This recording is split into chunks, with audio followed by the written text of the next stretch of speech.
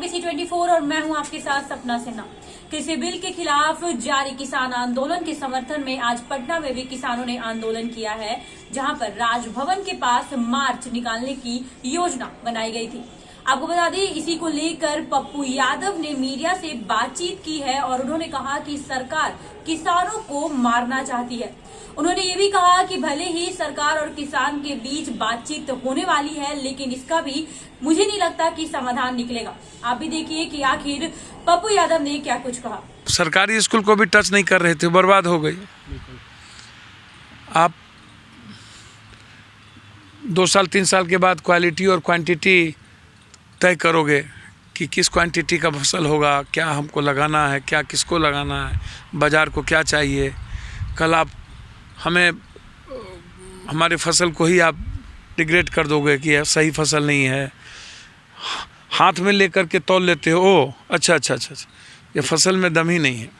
अब कौन सा मापदंड से हाथ में लेते ही पता चल जाता है ये फसल में कुछ नहीं है, ये फसल लाल हो गया, ये फसल पीला हो गया, ये चावल बेकार है। तो आप कल देखते ही कह दोगे तो आपका तो कुछ है ही नहीं, तो हम तो कहीं के नहीं रहेंगे। तो ना बाजार जाएंगे, ना मंडी जाएंगे, सब कुछ हमारा बर्बाद हो जाएगा। हम कल के दिन फसल पैदा करना बंद कर देंगे। तो आप तो वार पर वार करते जा रहे हो। सरकार कानून कहता है कि आप तीनों कानून वापस लो, आप हमें पूरी की पूरी कमेटी बनाओ कि हम अपने फसल की कीमत खुद लगा सकें, या आप तय करो जहाँ कि हम हर जगह हर बाज़ारों में जाके अपने फसल को, और जो भी फसल मैं पैदा करता है, किसान पैदा करता है, वो फसल पर MSP लागू हो हर की परिस्थितियों में। और आप उल्टा पुल्टा कभी किसी को गाली, कभी किसी को गाली, राजनीति इस तरह नहीं होती है। कभी पटेल गैर पटेल, जाट गैर जाट, बंगाली गैर बंगाली, अब सिख गैर सिख, कभी बेमूला, कभी दलित गैर दलित। मतलब आप समाज को बांटते बांटते लगता है कि समाज टुकड़े टुकड़े में हो जाएगा। इस तरह की स्थिति मुझे समझ में नहीं आती है कि क्या होगा, क्या करना चाहिए। लेकिन देखिए, वही सरकार जो है वो कह रही है कि जो किसान बिल है ये सही है। ये जो विपक्ष है वो बरगलाने की कोशिश कर रहे हैं। समझ में नहीं आता है कि MP MLA बनाता किसान है और किसान को ज्ञान है। जो साइक्लोन में, बाढ़ में, तूफान में, बारिश में, आरों पर फसल का मुनाफा नहीं मिलता है, तब जब खेत में खलिहान में खड़े होकर के मेहनत भी करता है, मजदूरी भी करता है, और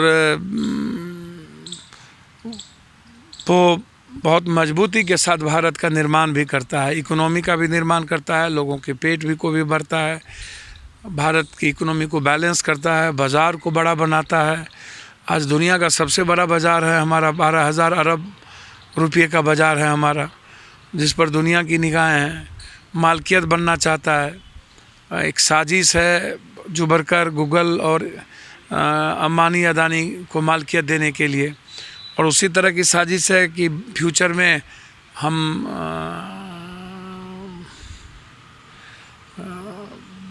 खेतों पर हमारी निगाहें हैं, तो ये ठीक नहीं है। बिल्कुल, लेकिन कल बैठक बुलाई गई है बातचीत करने के लिए, क्या लगता है कल सहमति बन जाएगी? मुझे तो कहीं से आसार नहीं दिखते हैं। सरकार जिस तरह की हिटलर शाही और मोनोपोली कर रहे हैं, मुझे तो आसार नहीं दिखते कहीं से। तो ये थे पप्पू यादव, आपने जाप सुप्रीमो, आपने साफ शब्दों में सुना कि कहीं से बातचीत के लिए बुलाया गया है, लेकिन कहीं से आसार नहीं दिख रहा है कि सहमति बन पाएगी और उनकी बातों को माना जाएगा।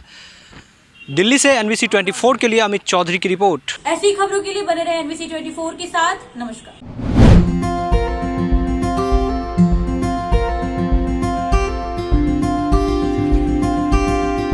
साउथ इंडियन खाना खाने के शौकीनों के लिए एकमात्र रेस्टोरेंट चेन्नई डोसा प्लाजा, जहां आपको मिलेगा 107 किस्म का डोसा, इडली, उत्तपम समेत कई special dish.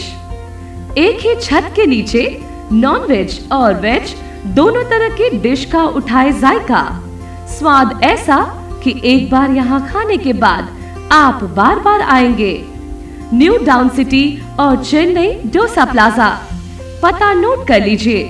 Gorakhnath complex, east boring canal road, Patna.